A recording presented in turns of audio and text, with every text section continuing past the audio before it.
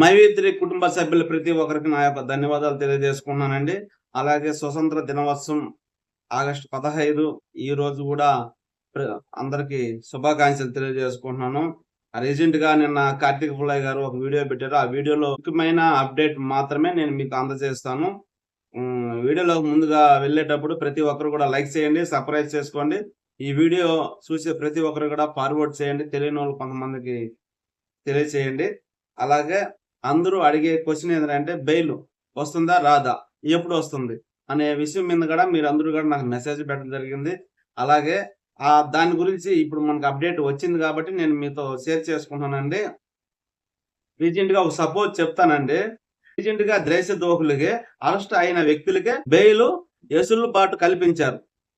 ఎవరు? High court. High court ఒక దేశ ద్రోహులకి బెయిల్ చెల్లుబాటు కల్పించినప్పుడు మన సార్‌కి ఎందుకు కల్పించరు? హ్మ్. చూద్దాం.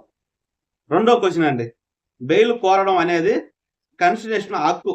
కానీ నిన్నే సుప్రీం కోర్ట్ చెప్పింది. బెయిల్ అనేది కోరడం అనేది కాన్స్టిట్యూషన్ ఒక హక్కు. అంటే కాన్స్టిట్యూషన్ అంటే ఒక శిక్ష అనుభవించినోళ్ళే కాదు, ఒక ఈఓడబ్ల్యూ విచారించినోళ్ళే కాదు, ఎవరికైనా సరే బెయిల్ అడగడం అనేది మనకొక హక్కు అని హైకోర్టే తెలిపింది. అర్థమైందా? ఓకే. నెక్స్ట్ మూడో క్వెషన్. అలాంటిది మీ కంపెనీ కేసు చాలా చిన్నది మరి. మీ ఎండీకి ఎందుకు బెయిల్ రాలేదు? అలాంటప్పుడు మన కేసు చాలా చిన్న కేసు. మనకెందుకు బెయిల్ రాలేదు? అన్నది గూడా చూద్దాం. నాలుగో క్వెషన్ అండి. బెయిల్ రాకపోవడానికి ఆయన ఏమన్నా అరెస్ట్ కాలేదు. బెయిల్ రాకపోవడానికి ఆయన ఏమన్నా అరెస్ట్ కాలేదు. ఆయనే సరెండర్ అయ్యారు కాబట్టి తప్పకుండా బెయిల్ ఇస్తారు. అది మీకందరికి డౌట్ రావచ్చు. అది ఎప్పుడిస్తారు?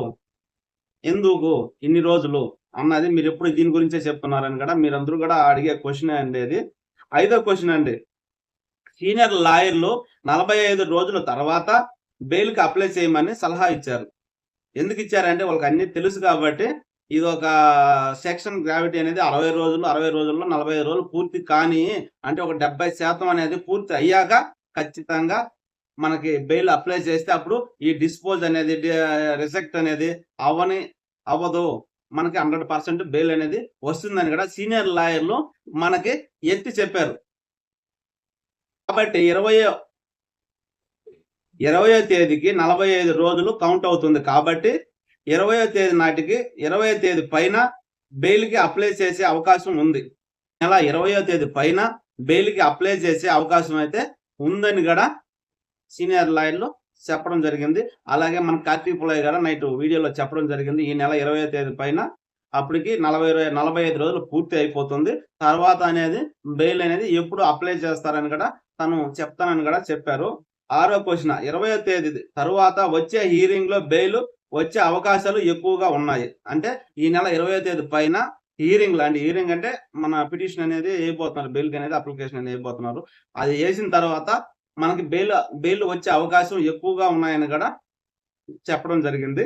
అలాగే ఏడవది ఈ మంత్ ఎండింగ్‌కి అంతా ఎండీ గారు బయటికి వచ్చే అవకాశాలు ఉన్నాయి. ఈ మంత్ లాస్ట్‌కంతా ఈ నెల ఆఖరికంతా ఎండీ గారు బయటకొచ్చే అవకాశాలు ఎక్కువగా ఉన్నాయని గూడా తెలియజేయడం జరిగిందండి. తరువాత నెక్స్ట్ అప్డేట్ ఎప్పుడు వస్తుందని గూడా నేను మీకు అందజేస్తాను. దీని గురించి ఎవరు ఇబ్బంది పడబల్లేదు. ఈ నెల ఆఖరికంతా సారు మనకి బయటొచ్చే అవకాశాలున్నాయి. అందరికి మంచి చేసేలా, మంచి జరిగేలా చూస్తానని గూడా చెప్పడం జరిగింది. ఎవరు చింతించొద్దు. అలాగే ఈ స్వతంత్ర దినోత్సవం రోజు గూడా మనం సార్‌తో ఈ ఒక రోజు సంతోషంగా గడిపే రోజు గూడా అవుతదనుకున్నాము. కానీ అవ్వలేని వల్ల కొంచెం బాధగానే ఉంది. బట్ ఇంకొక 5 రోజుల తర్వాత మనకి బెయిల్ అప్లికేషన్ అనేది ఎయబోతున్నారు. అప్పుడు ఎప్పుడు ఎస్తారన్నది గూడా నేను మీకు తెలియజేసేదానికి సిద్ధంగానే ఉన్నాను. అంతకుముందు మీరు ఈ వీడియో ఇంతవరకు చూసినందుకు నా యొక్క ధన్యవాదాలు. ఎవ్వరైతే ఇబ్బంది పడొద్దు. అతి తొందరలోనే అందరికి మంచి జరిగేలా చూస్తామని గూడా మన లీడర్‌లు, మన బోర్డ్ మెంబర్‌లు గూడా చెప్పారు. అందరికి మంచి జరుగుతుందని గూడా చెప్పుకొచ్చారు. ఇప్పుడు వరకు ఈ వీడియో చూసిన ప్రతి ఒక్కరికి నా ధన్యవాదాలు. ఈ వీడియో లైక్ చేయండి, షేర్ చేయండి, సబ్‌స్క్రైబ్ చేసుకోండి. ప్రతి ఒక్కరికి గూడా ఫార్వర్డ్ చేయండి. ఇంతవరకు చూసినందుకు నా యొక్క ధన్యవాదాలు తెలుసుకున్న మైత్రి కుటుంబ సభ్యుల ప్రతి ఒక్కరికి నా యొక్క ధన్యవాదాలు తెలియజేసుకుంటూ థాంక్ యూ. మీరు ఏమనుకుంటున్నారో నాకు కామెంట్ రూపంలో పెట్టండి.